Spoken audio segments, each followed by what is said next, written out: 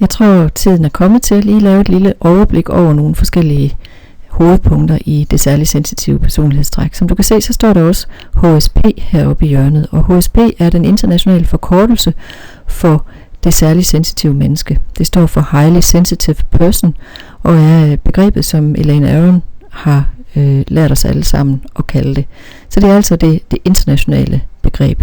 Elaine Aron er faktisk ikke særlig vild med ordet særlig sensitiv.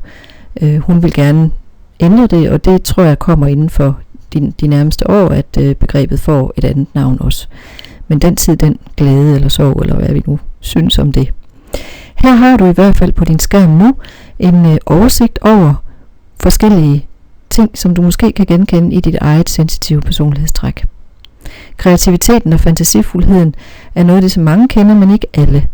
Måske tænker du, når du læser ordet kreativ, på noget med at male eller strikke eller klippe og klistre og sådan noget, og det kan altså også være kreativ på andre måder, for eksempel musisk kreativ, eller bare kreativ i sin tanke, altså sin måde at tænke over ting på, være innovativ på, kunne vi også kalde det. Jeg vil ikke gennemgå alle punkterne, du kan selv læse dem, og du kan vende tilbage så tit du vil, du kan stoppe optagelsen lige her, så du har den til at stå længere tid, den her oversigt. Noget af det, jeg ikke har snakket så meget om, det er det her med perfektionisme, som der også står på den her oversigt.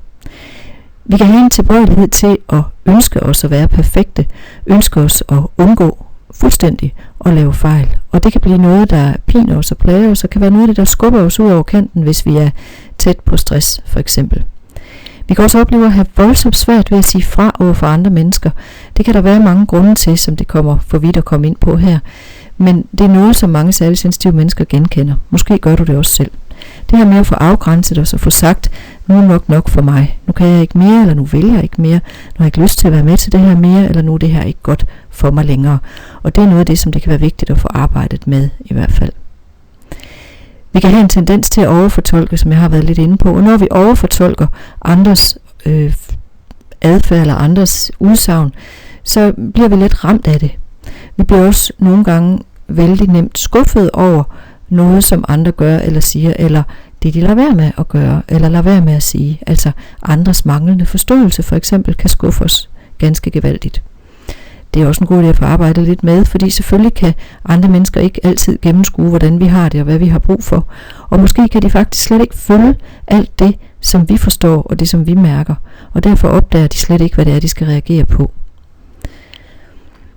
Alle de her ting, som påvirker os så meget, gør jo, at vi nemt bliver overstimuleret og bliver stresset og får et enormt behov for ro og et enormt behov for at være alene. Og det er en af de måder, vi kan lade op på, som det giver rigtig god mening at arbejde mere med og få plads til i vores hverdag.